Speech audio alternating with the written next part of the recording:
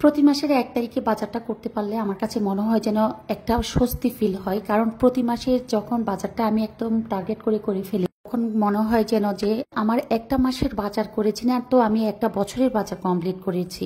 কারণ আমার বাসায় এত এত রান্না করা হয়, আর এত এত বাজার সদাই লাগে, আর এত এতবার নিচে নামতে হয়।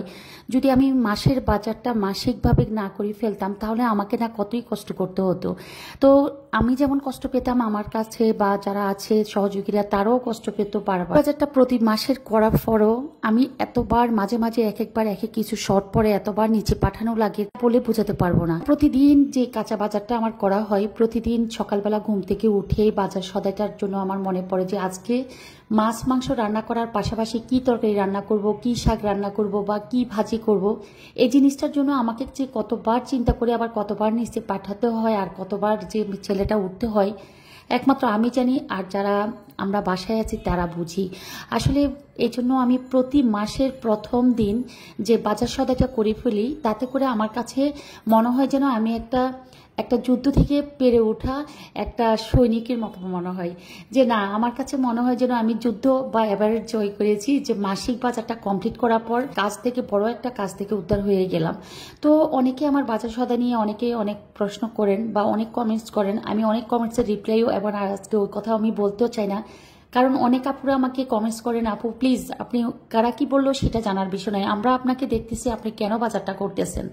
কারণ একটা কথা দুটা লাইনের মধ্যে শেষ করব, যে অনেকে বলেন যে আমি শো অফ করতেছি, এগুলো আমার বাসার বাজার না, এগুলো হচ্ছে আমি লোক দেখানোর জন্য বাসায় এনে বা সাজিয়ে রাখার জন্য আমি এগুলা করতেছি। অনেকে আমাকে দুই একটা কমেন্টস করেন, এগুলা কেন করতেছেন, আপনার 1 মাসের বাজার তো আমাদের দ্রব্যমূল্যের দাম এই জন্য এত বেশি বেড়ে যাচ্ছে। আমি বলবো না যে আমার জন্য দ্রব্যমূল্য বাড়ছে, আল্লাহর রহমতে আমি ভালো আছি। দ্রব্যমূল্যের দাম বেড়ে গেছে নিয়ে যে অপবাদ বা যে বদনামটা আমার ঘাড়ে চেপে দিচ্ছেন, যে আমার জন্য দ্রব্যমূল্য বেড়ে গেছে, এই যে অফারটা আমাকে দিচ্ছেন, এটা কিন্তু আপনারা উদ্র করার চেষ্টা করুন। কারণ আমার চেয়ে বেশি বেশি সদাই অনেকেই করছেন, যাদের সামর্থ্য আমার থেকে ভালো বা বেশি আছে। তো আমার যেহেতু লাগে, আমার তো করতে হবে। আপনি যদি আপনার বাসার দায়িত্বে পড়ে যান, আপনাকেও আপনার মাস্ট আপনার বাসার অনুযায়ী বাজার সদাই করতে হবে। রান্না বান্নার জন্য বা পারিবারিক ক্ষেত্রে আপনাকেও আপনার মতো করে সামর্থ্য অনুযায়ী বাজার সদাই বা এভরিথিং করতে হবে। তো এই তো আজকে আমি আর বলতে চাচ্ছি না কথাগুলো, আমার যেমন শুনতে আপনাদের কাছ থেকে খারাপ লাগে, আমার কাছ থেকেও আপনাদের শুনতে খারাপ লাগবে। আপনাদের যদি কোনো অভিযোগ থেকে থাকে কমেন্টস বক্সে জানাবেন, কেন আমি এত বাজার করছি, কেন আমাকে এত বাজার করতে হচ্ছে, কেন কি করছি। সব করা কি একটা বাজারের মাধ্যমে পরে বাজার করলে যে লোক দেখানো বাজার করে আমি বাসায় সাজিয়ে রাখলে কতটুকু আমার জন্য ভালো হবে, সেটা আমি বুঝি, আপনারাও বুঝেন। তো এখানে সব কিছু পেজে, যেহেতু আমি আবারও বলছি, যেহেতু ব্লগ করছি আমি শেয়ার করছি। তো আজকে যে মাসিক বাজারটা ছিল, যাবতীয় জিনিসপত্র এবং আমাদের পুরো বাসাতে যে যাবতীয় মুদি দোকানে যে জিনিসপত্রগুলো লাগে, ওগুলো কিন্তু আমি না করে উপায় নেই। আজকে আমি সদাই না করতাম, আমাকে সেম সদাইটা আমাকে প্রতিনিয়ত টুকিটাকি লাগতো। এই হুইল পাউডার নাই, এ হচ্ছে তেল নাই, এ হচ্ছে কুড়ি নাই, এ হচ্ছে ময়দা নাই, এ হচ্ছে সাবান নাই, এ হচ্ছে ফেস নাই। এভাবে আমাকে সিচুয়েশন বুঝে বুঝে সারাক্ষণ আমাকে নিচে দৌড়াতে হতো। তো আমি আমার কষ্টটা বুঝি, আমার কষ্ট থেকে আমাকে এভাবে মাসিক বাজারটা করলে যে কতটুকু আমি সেভ হচ্ছি, সেটা আমারটা আমি বুঝে আমি আগাচ্ছি। আমার সেভ নিয়ে আমাকে দৌড়াতে হবে, আমার সাংসারিক জীবন নিয়ে আমাকে থাকতে হবে। আপনার কমেন্টস হয়তো বা নেগেটিভলি হতে পারে, আপনি আমাকে নেগেটিভ কমেন্টস করতে পারেন, এটা আপনার একদম ব্যক্তিত্বের ব্যাপার বা পার্সোনাল ব্যাপার, এটা নিয়ে আমার কোনো সমস্যা নাই। সমালোচনাকারী থাকবে, হেটার্স থাকবে, হেটার্সের মাধ্যমে আমরা এগিয়ে যাচ্ছি, এগিয়ে যেতে হবে। বা ভালো মন্দ মিলিয়ে ঘরের মধ্যে থাকলে মা বাবা শাশুড়ি শ্বশুর ভাই বোনের মাঝেও তো ঝগড়া হয়, মিল থাকে থাকে না, আবার সবাই মিলেও একসাথে একই প্লেটে ভাত খাচ্ছি। এটাই লাইফস্টাইল, এটাই বাস্তব জীবন, এভাবে আমরা এগিয়ে যাচ্ছি, এভাবে যেতে হচ্ছে। একদিন আবার সবাই পৃথিবী ছেড়ে চলে যাচ্ছি, যাওয়ার 2 দিন পর আমরা আবার ভুলে যাচ্ছি সেই মানুষটাকে। এটাই হচ্ছে পৃথিবীর সবচেয়ে বাস্তব প্রমাণ। বাস্তবিক দিক দিয়ে আমার কথাটা যদি সত্য হয়ে থাকে, আপনারা অবশ্যই আমাকে সহমত লিখবেন। তো এদিকে হচ্ছে সবকিছু গুছিয়ে রাখছি। গুছিয়ে রাখাটাও হচ্ছে একটা ধৈর্যের বিষয়, একদম ডিসিপ্লিনের বিষয়। কারণ আমার জিনিসগুলো কোথায় কোনটা কিভাবে রাখলে আমি যদি একজন গৃহিণী হয়ে বুঝি, আপনারাও সেম হবে। অগোছালো কাজ কখনো আগাবে না। এটা হচ্ছে আমি জাস্ট আমাদের নারীদের ক্ষেত্রে বলবো যে আমরা যারা রান্নাঘরের দায়িত্ব থাকি কিন্তু অগোছালো করে কোনো জিনিস রাখবেন না। অগোছালো করে যতই হেলামি করে জিনিসপত্র রাখবেন, অগোছালো করে রাখবেন, আপনার কষ্ট হবে, আপনার দেরি হবে, আপনার খুঁজে বের করতে কষ্ট হবে, দিয়ে থাকবে, দেখতে আপনারই খারাপ লাগবে, অশান্তি লাগবে যে খুঁজে পাচ্ছি না কেন, এই না এখানে এই জিনিসটা রাখলাম কোথায় গেল। আর আপনি যদি আপনার মন মতো সাজিয়ে রাখেন বা গুছিয়ে রাখার পর যদি আপনি কাজটা স্টার্ট করেন, দেখবেন যে আপনার নিজের কাছে হাজার মানুষ খাওয়ালো যে একদম স্বল্প পরিমাণ কাজ মনে হবে এবং তাড়াহুড়ো করে সব কমপ্লিট করতে পারবেন, এবার নিজেকেও প্রেজেন্ট রাখতে পারবেন সুন্দরভাবে।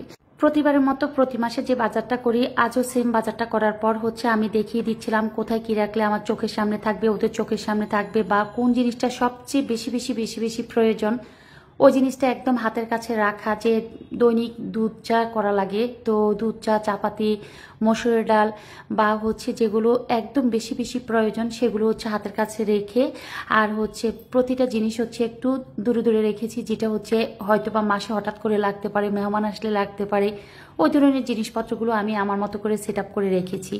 তো পুরো বাসাটা এলোমেলো হয়ে গিয়েছিল। আজকে সকাল 10টার পরেই হচ্ছে আমার বাসার বাজার সদাইটা নিয়ে আসে প্রতিবারের মতো। আজকে একদম আর্লি এসেছে, এই জিনিসটা ভালো লেগেছে। কারণ আমি আবার বাজারে যাব বাজার করতে। ওই যে বললাম, আপনারা হয়তো ভাবেন যে এগুলো শো অফ করার জন্য, শো অফ না, যে যেটা যখন লাগে, যেটা প্রয়োজন, যেটা বাধ্য করতে, সেটা না করে উপায় নাই। তো এই তো এদিকে ওরা হচ্ছে বাসা পরিষ্কার করতেছে। বাসাটা একদম পুরো বাসার যে জিনিসপত্র আনার পর পেঁয়াজগুলোকে বেছে, যেগুলো একটু উপরে চামড়াটা উঠে গিয়েছিল, একটা ঝাঁপিতে রেখেছি যাতে ওগুলো আগে খাওয়া যায়। আবার হচ্ছে যেগুলো অনেকদিন পর্যন্ত ভালো থাকবে, উপরের পলেপটা উঠে নাই বা বস্তাতে ঠিক ছিল, সেগুলো আরেকটা ঝাঁপিতে রেখেছি। আর হচ্ছে আদা একদম কম আনিয়েছি। আদাটা হচ্ছে আমি বেশি দিন পর্যন্ত ফ্রিজে রেখে খাই না, যেমন 10 থেকে 15 দিন পর হচ্ছে আদা আবার 2 কেজি কিনি। এভাবে হচ্ছে মাসিক আদাটা হচ্ছে আমার এইভাবে কেনা হয়। তবে রসুন, পেঁয়াজ, আলুটাও যেমন 8 কেজি আনিয়েছি। হয়তো বা 10 থেকে 15 দিন যাবে, তারও কম যেতে পারে, তারও বেশি যেতে পারে, হয়তো বা নষ্ট হয়ে যেতে পারে। যেগুলো যে পরিমাণে করা উচিত জাস্ট বুঝে আমি সদাইটা করেছি। তো আমার বাসার লুকটা হচ্ছে, আর সবাই তো অনেকে আমার বাসার লুক প্রতিদিনই দেখেন। তো এটা হচ্ছে আমার রুমের। তো আমার রুমে হচ্ছে গত রাতে পর্দা লাগিয়েছিল ওরা। তো পর্দার লাগানোর পর মনে হলো আমার চেয়ারের সাথে পর্দার সাথে একদম ম্যাচিং হয়ে গিয়েছে। সরাসরি দেখতে সবচেয়ে বেশি ভালো লাগছে, কারণ এখানে লাইটের অপোজিটে বা সরাসরি লাইটটা থাকাতে একটু ঘোলাটে মনে হচ্ছে আমার কাছে। ক্লিয়ারভাবে আমি ছবিটা নিতে পারতেছিলাম না বা ভিডিওটা নিতে পারতেছিলাম না। তবে আমার কাছে মনে হচ্ছে যে মানে কালারটা কিভাবে জানি মিলে গেল পর্দার সাথে, আমার চেয়ারের পিছনের ফুলের যে ডিজাইনটা আছে ওখানের সাথে। তো আমার এটা হচ্ছে আমার বেডরুম। আর সেকেন্ড বেডরুম আমি আরেকদিন শেয়ার করব। থার্ড বেডরুমও খাটটা দিয়েছি। আমি একটা ব্লগে শেয়ার করেছিলাম যে আমি নতুন খাট এনেছিলাম। আমার খাটটা আমার সেকেন্ড বেডরুমে দিয়েছি। আমাদের বাচ্চারা ওই রুমে ঘুমায়, আর ওদেরটা আমার রুমে আপাতত রেখেছি। পুরনো যে খাটটা ছিল সেটা আমি গেস্ট রুমে দিয়েছি।